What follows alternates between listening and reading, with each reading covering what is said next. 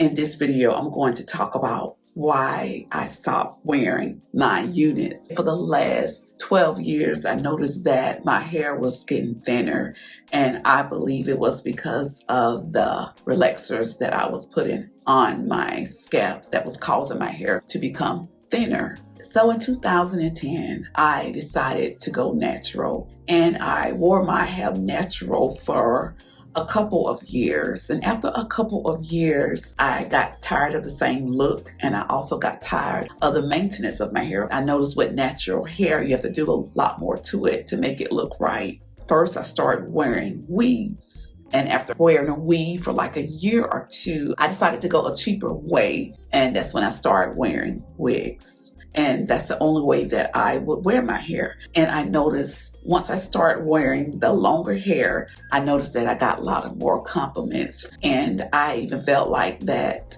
they made me look better, younger. I even noticed that my confidence was boosted and I felt pretty when I had long hair. I started my YouTube channel in 2018 and I created videos only with my wigs, or weaves, or some type of braids with extensions. So my hair became a part of who I am. I felt like that I looked better on camera with my units on. Months later, God started dealing with me about the way that I felt about myself and the importance of learning how to love yourself. So I did a couple of videos about that particular topic.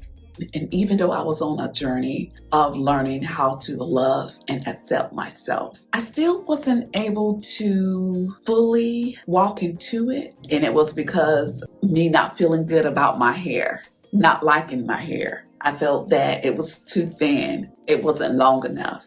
So I created those videos. And months later, God continued to deal with me about that particular topic. And He spoke to me and told me that I would not truly step into freedom and learn to love myself until I learned how to love every part of who I am, who He created me to be, how I should even embrace my hair. So not long after then, I decided to do a couple of videos with my natural hair. And after I did those videos, I ended up putting back on my wig because it was a lot more convenient.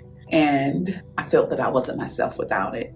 A couple of months ago, my oldest daughter, Naisha, she suggested to me that I should get some micro locks. And when she told me that, I thought about it for a little while, but I wasn't for sure if I would like it or not. So I wanted to think about it some more. My husband and I, we have been married for 31 and a half years. Even though we have been married a long time, it's still important to me to be attracted to him because he's my husband. So I remember having a conversation with him. I asked him if he thought that I would be attractive without wearing my wigs. And he told me that it doesn't matter how I wear my hair, just as long as I wear it the way that I like it. Once he shared that with me, it just took a lot of the stress off of me. It made me feel better. And I thought about I may should try these micro locks just to see how it looks on me. January the 21st of 2023, my oldest daughter, Naisha, put some micro locks in my hair. And once she got done with it, I remember looking in the mirror at myself. And it took me a couple of days just to get used to seeing myself with short hair. I had said that once I got my locks in my hair that I would braid my hair back down and just continue to wear my units for a while until my hair grew out to a length to where I would be comfortable with wearing my natural hair. But I'm glad that I didn't do that. After wearing my hair natural for a couple of days, I noticed that I felt free and I actually started to like it. And I realized that I was putting too much confidence in the wigs, weave, extensions in my hair, and I was too dependent on that kind of stuff.